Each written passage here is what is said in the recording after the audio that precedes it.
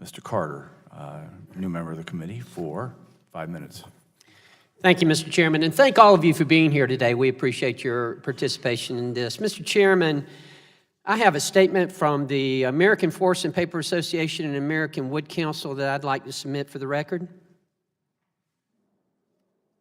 Mr. Chairman. I hear you. Give me a minute. You all good? Without objection, so ordered. Thank you. Mr. Eisenberg, I want to start with you if I could. In your testimony, you mentioned the carbon neutrality of forest-based biomass. And that really piqued my interest because, as you know, in the state of Georgia, we have quite a bit of forest and forest products industry. And specifically in the 1st District of Georgia that I have the honor and privilege of representing. So it's very important to me. And that statement really did pique my interest. I was very interested in that.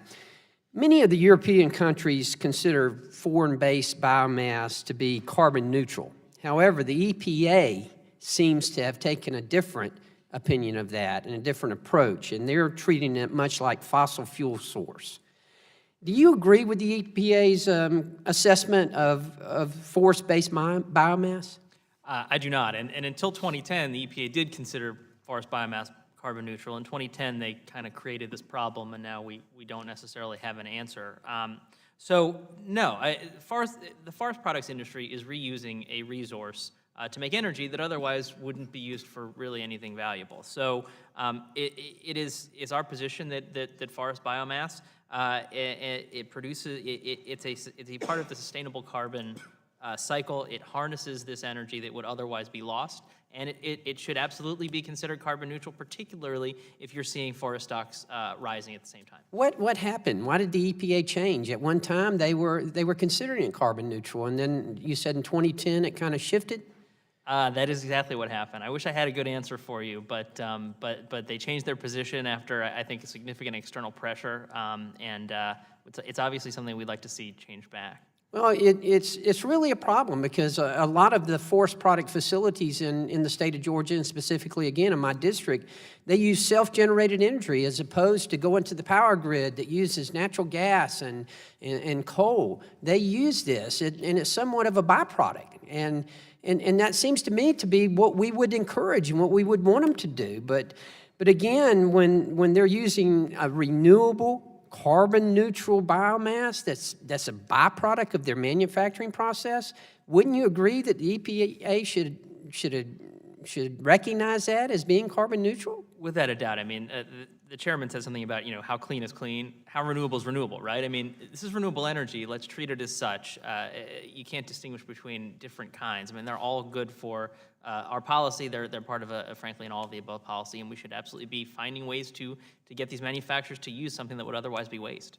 And that's very vital. I mean, in the state of Georgia, we have over 200 manufacturing facilities in Georgia alone, many of them in my district. And again, for them to be able to use this as a reliable power source, that is essential, and it's very important. Now, Mr. Eisenberg, if I could, I want to switch gears for just a moment.